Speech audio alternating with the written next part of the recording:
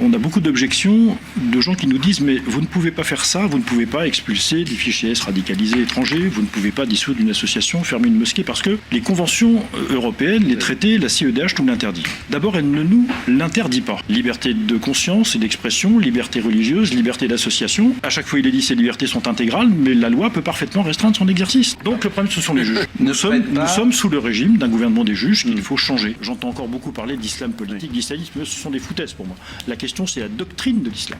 Il y a des fronts de renseignement, il y a des questions de sécurité, il y a des questions de droit des réfugiés et droit d'asile. Très bien. La question est politique. Nous sommes dans une guerre de civilisation. Nous ne l'avons pas choisie. Nous ne l'avons pas engagée. Nous sommes dans cette guerre parce que, depuis 40 ans, nous nous méprisons nous-mêmes. Nous nous désestimons. On a culpabilisé les Français, leurs responsables politiques, presque de tous bords. On culpabilisé les Français sur le fait qu'ils étaient Français et que nous avions le passé que nous avions. Nous avons refusé de valoriser notre patrimoine et notre culture. Nous avons laissé partir tout ça à volo. Et l'islam attaque la France en Europe. Pourquoi ? Parce qu'un prédateur attaque dans un troupeau la bête qui est la plus faible. Et nous sommes le maillon faible de l'Europe.